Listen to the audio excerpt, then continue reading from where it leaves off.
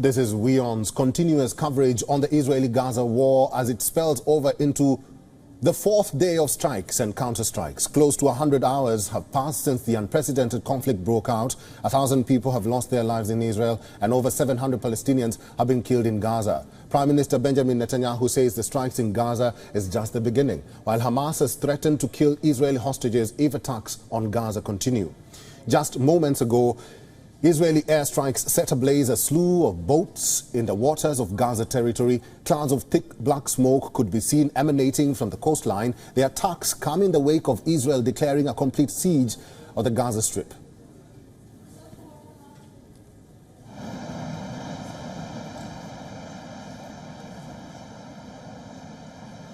On the other hand, sirens were heard in Israel coastal city of Ashkelon. This as Hamas fired a fresh barrage of missiles from Gaza, signaling an end to a deadline that the Hamas had threatened the city's residents with. The Palestinian group had warned of major rocket attacks. Hamas says it is in response to Israel displacing the Palestinian people.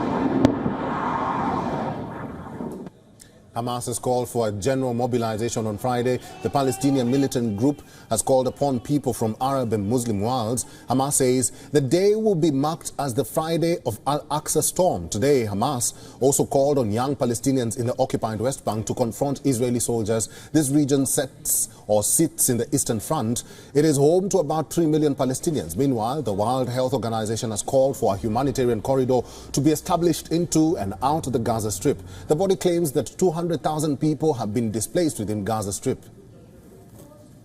International humanitarian law is clear. The obligation to take constant care to spare the civilian population and civilian objects remains applicable throughout the attacks.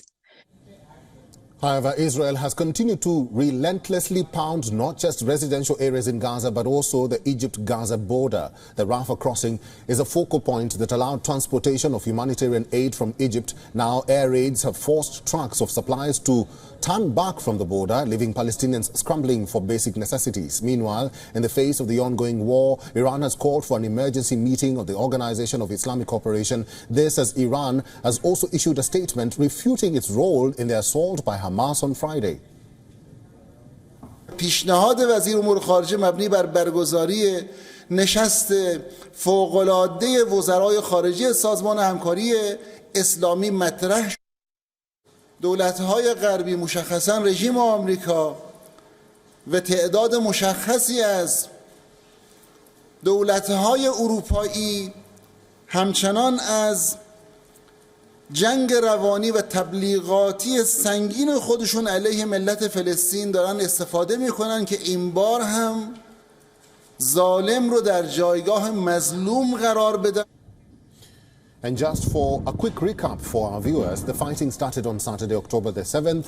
Hamas launched ground, air and sea attacks in southern Israel. Israel launched retaliatory airstrikes across Gaza, formally declaring a total war.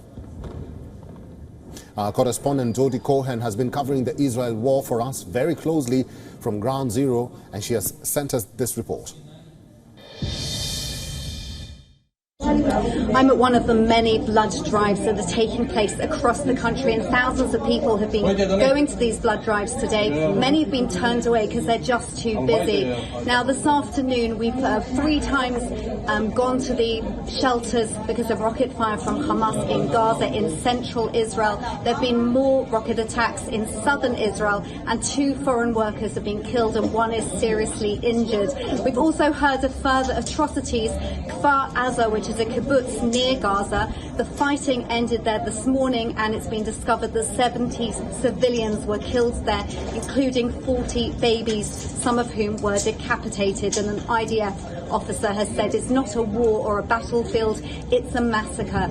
Now, 4 families from the US have called on President Biden to get involved in the hostage release. And Hamas has said that it will film the execution of hostages for any Israeli strike carried out without prior warning. And Hamas has said that it won't talk about a prisoner hostage exchange before the end of the war. This is Jodie Cohen for WION World as One.